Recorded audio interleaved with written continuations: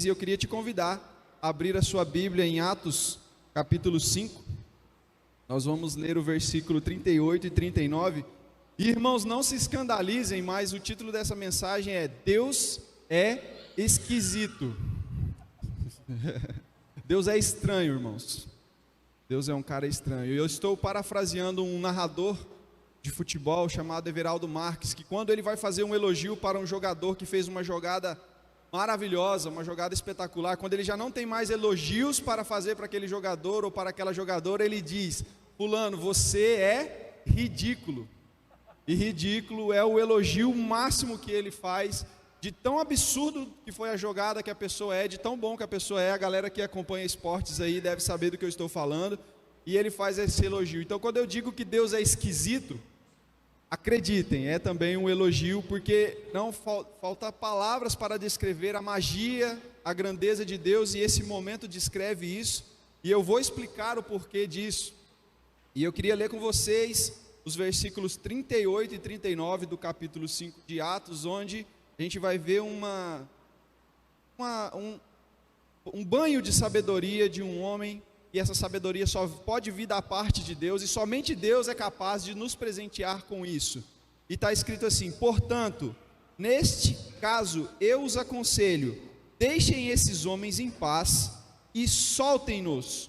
Se o propósito ou atividade deles for de origem humana, fracassará. Se proceder de Deus, vocês não serão capazes de impedi-los, pois se acharão lutando contra Deus. Vou explicar melhor mais para frente, mas eu gostaria de dizer algumas coisas que estão na Bíblia. E aí, para o pastor Arlindo ficar feliz, eu separei 7 coisas que eu vou chamar de paradoxos, para falar mais uma. 7, pastor, gostou? Para falar mais uma palavra bonita, paradoxo. Mas o que é um paradoxo? O paradoxo é uma afirmação que aparentemente é verdadeira, mas tem uma contradição óbvia. Não melhorou não, né? Simplesmente, irmãos, trazendo para a simplicidade, paradoxo é a quebra do óbvio.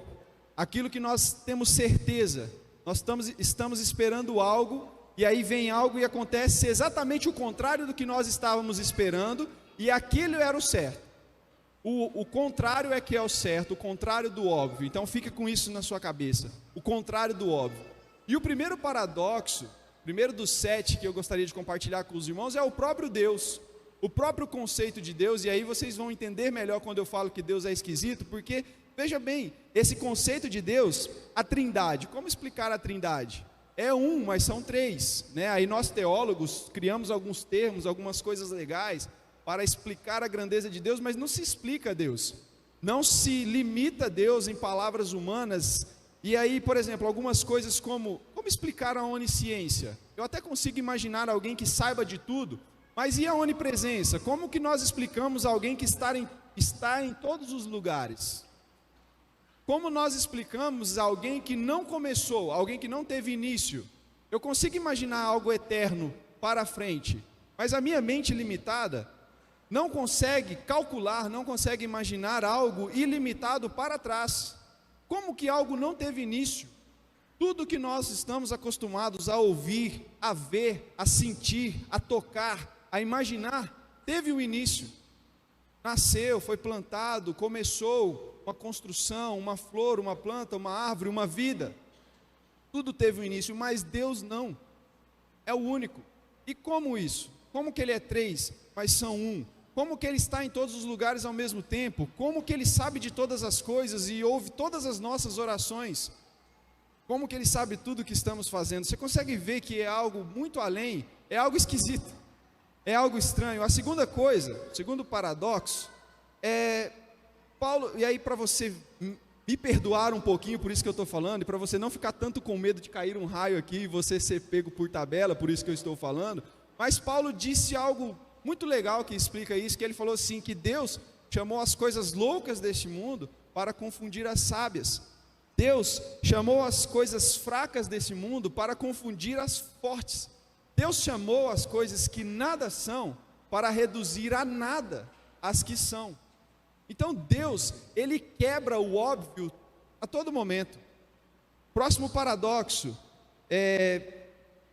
Jesus disse lá em Mateus 16, 25, que para nós encontrarmos a nossa vida, nós temos que fazer o quê? Perdê-la.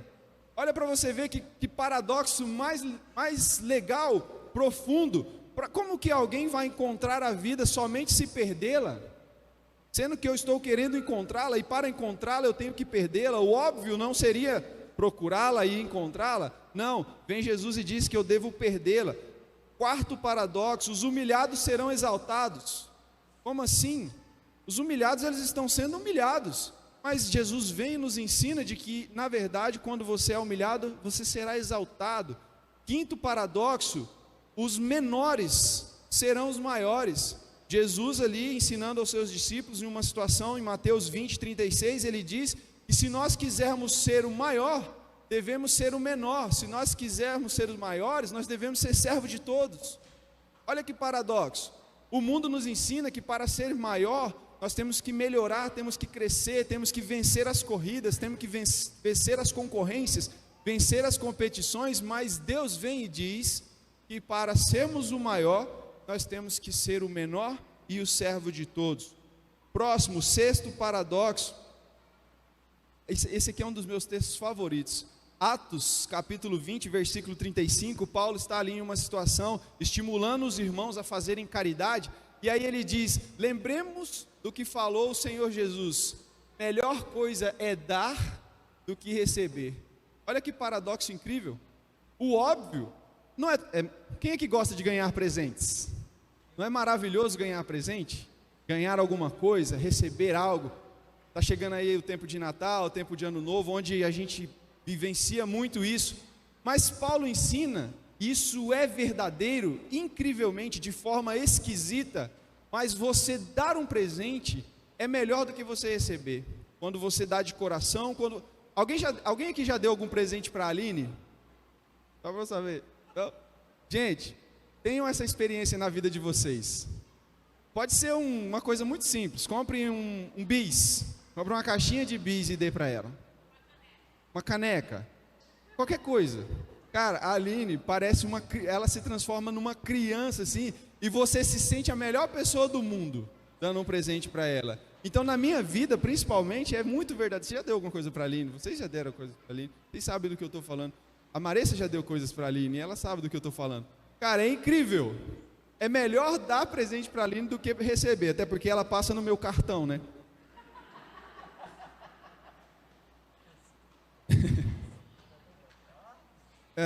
E o sétimo paradoxo que eu queria compartilhar com os irmãos, e podem ficar tranquilos, tá, irmão? Depois eu vou explicar o porquê que eu estou falando essas bobagens,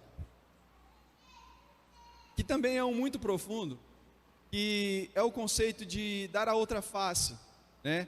A própria Bíblia nos ensina lá no Antigo Testamento, eu inclusive preguei sobre isso aqui em uma outra oportunidade, o conceito de olho por olho, dente por dente, que nada mais era do que, se você feriu o olho de alguém, você, por direito e por dever, deveria também ser ferido o olho. Se você arrancou o pé de alguém, você deveria perder o seu pé.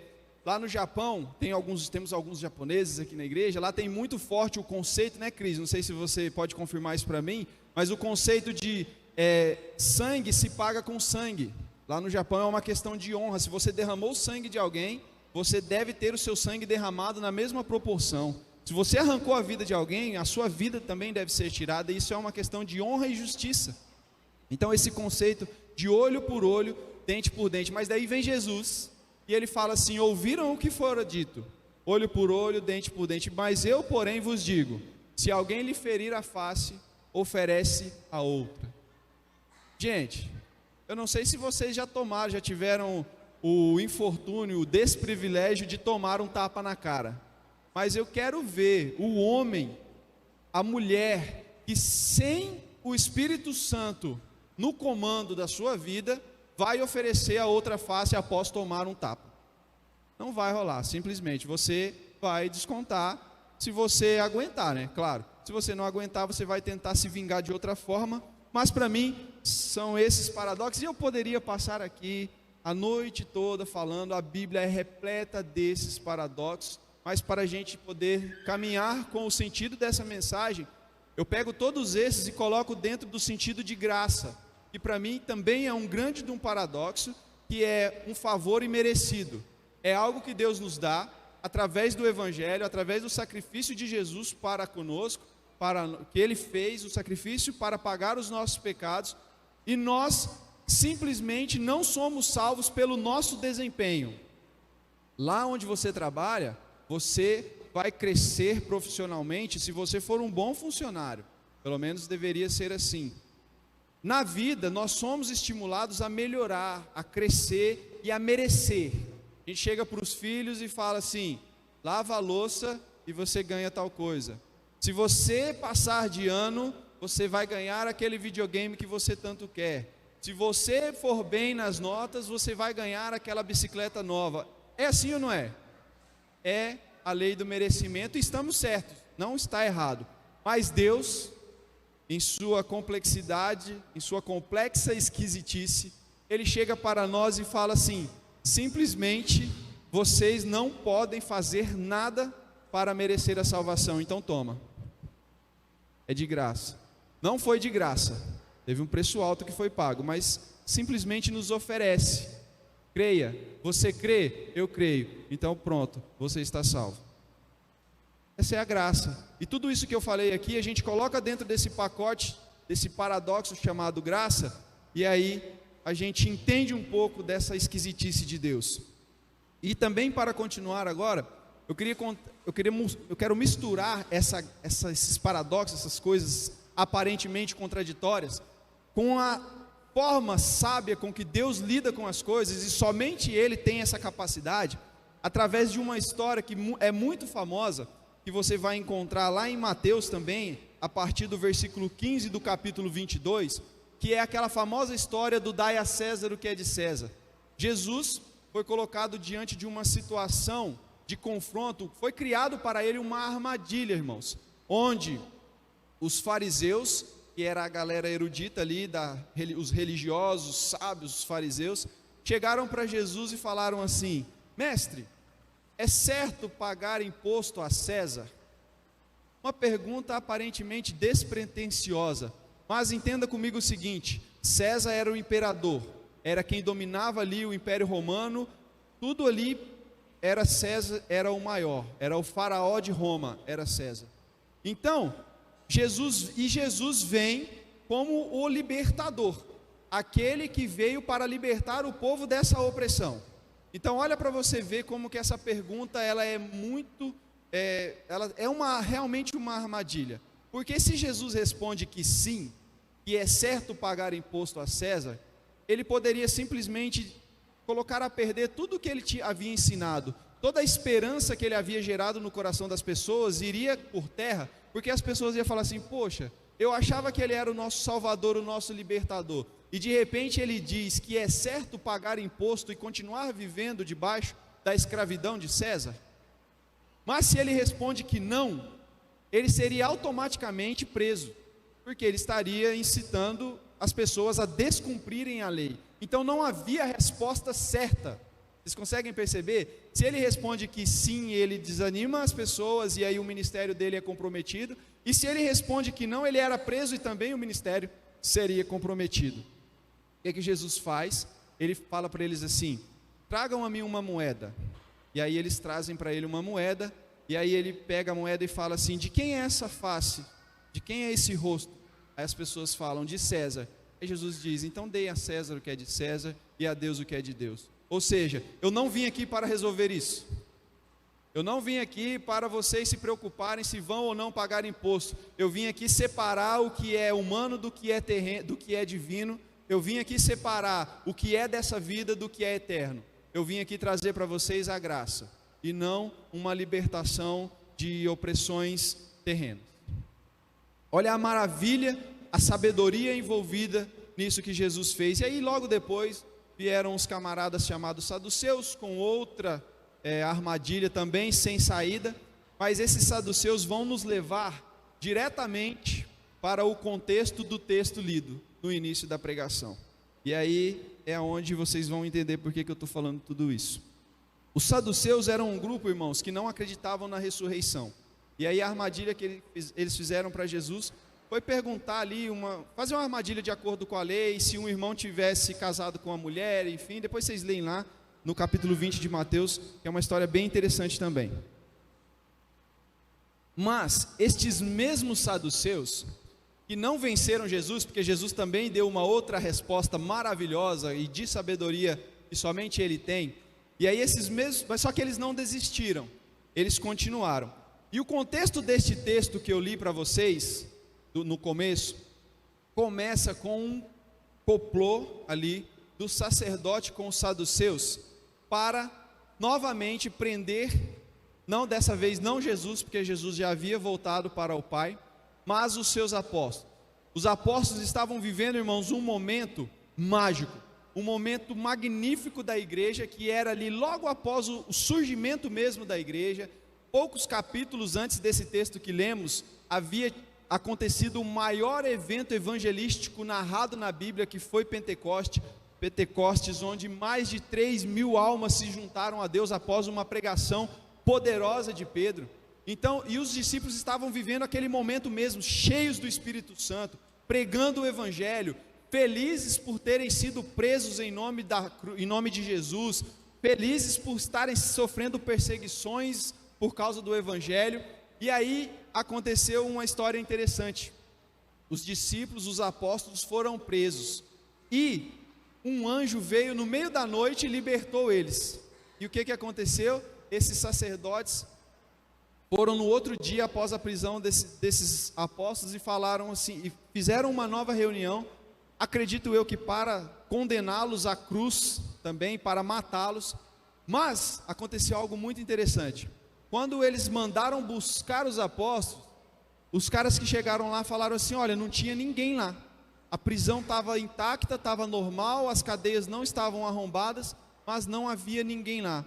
O que aconteceu? Um anjo apareceu no meio da noite, libertou os caras da prisão e falou assim: ó, vai para o templo e continue pregando o evangelho, continue ensinando.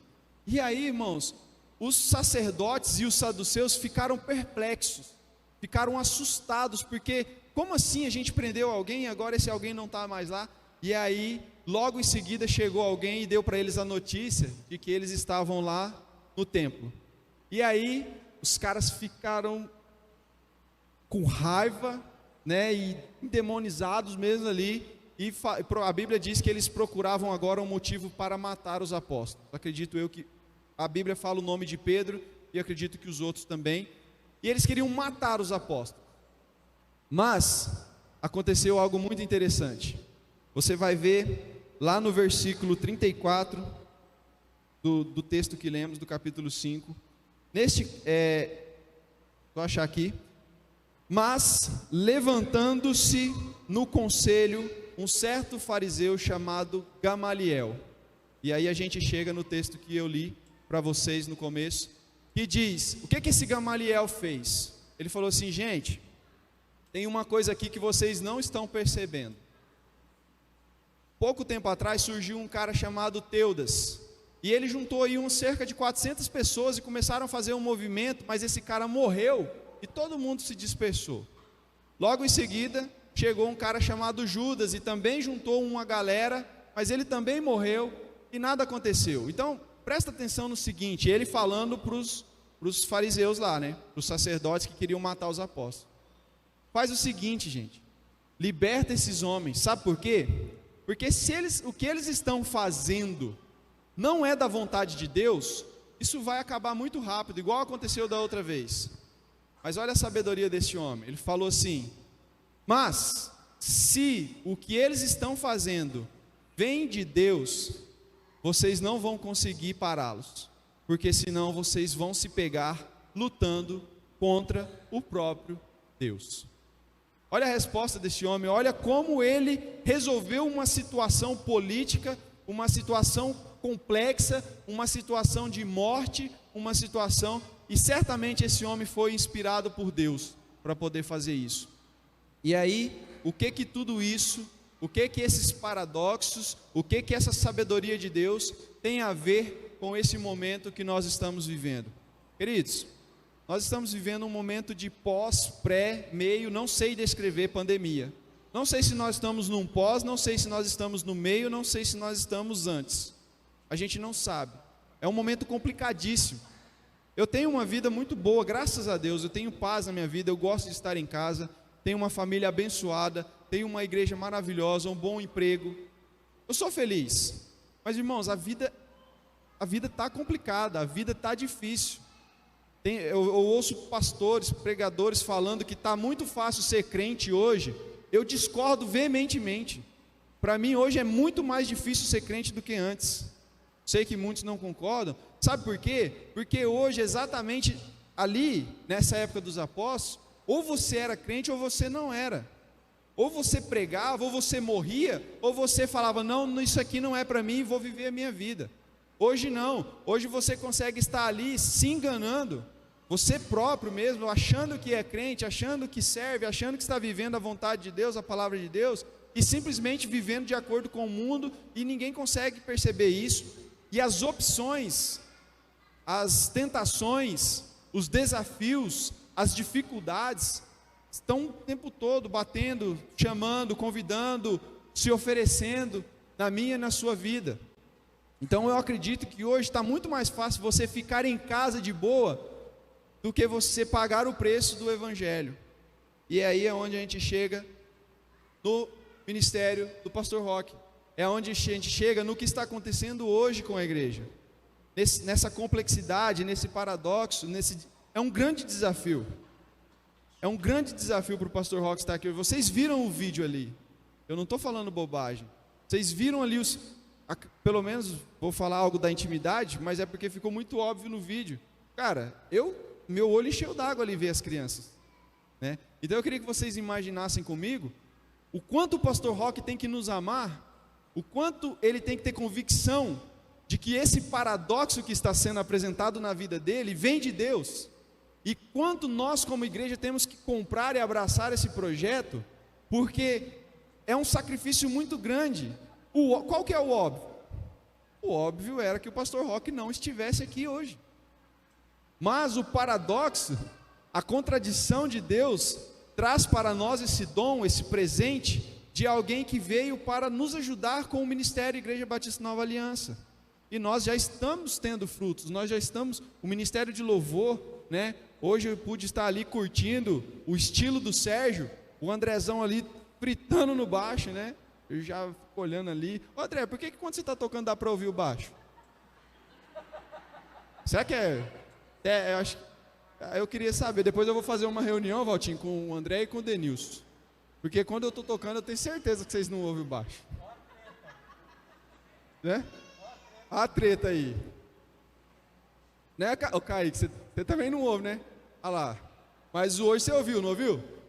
E tava top, hein, André? Parabéns, cara. Brincadeiras à parte, irmãos. Mas nós já estamos tendo frutos, né? Ver as meninas aqui homenageando o pastor Roque, o ministério volumoso novamente, a união das jovens com as mulheres casadas, ver o ministério sendo reestruturado novamente, o André podendo ter ali um alívio para ele fazer ainda com mais qualidade. Louvamos a Deus pela vida do André, e eu faço parte disso também.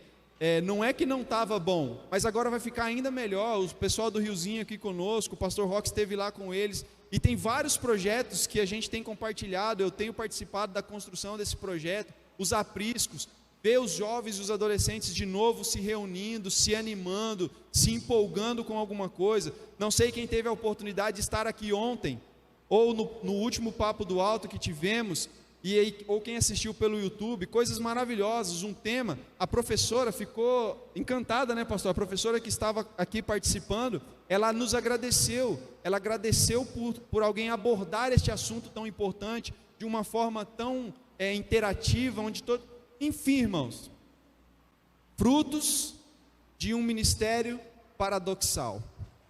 Conseguem entender?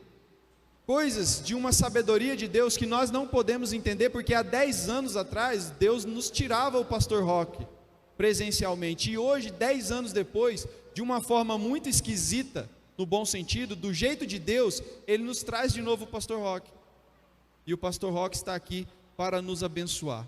Paralelo a isso, irmãos, muitas vezes a solução para o problema que você está vivendo está na sabedoria aplicada por Gamaliel.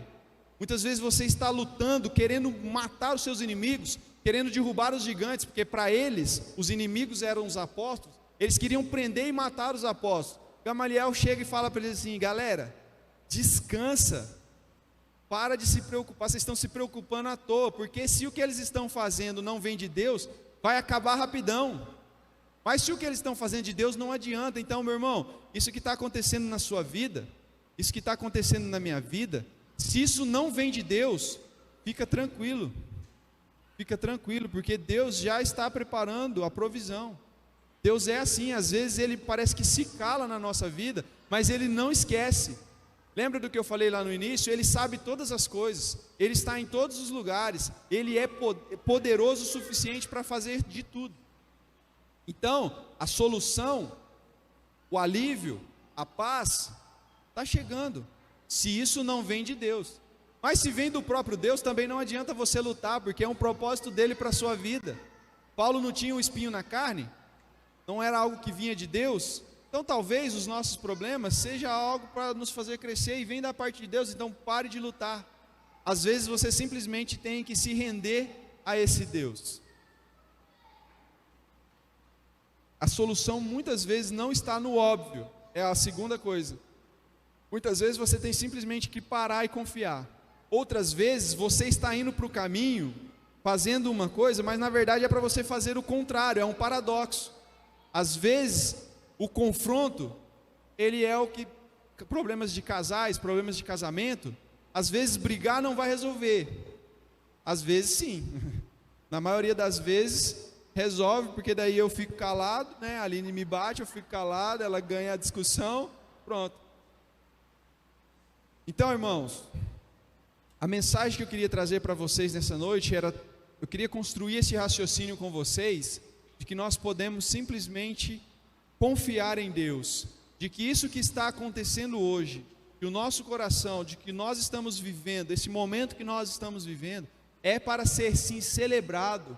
Esse projeto é para ser abraçado, e se você ainda não está fazendo parte de alguma coisa, vamos nos envolver como igreja, porque nós temos muito a ganhar, porque se for algo que vem de Deus, se isso vem de Deus, cara, nem adiantaria a gente lutar contra. E se não vem de Deus, bola que vai seguir daqui a pouco, não vai dar certo, simplesmente isso, porque Deus é Deus, Ele é esquisito, Ele é estranho, mas é Ele que é Deus, amém?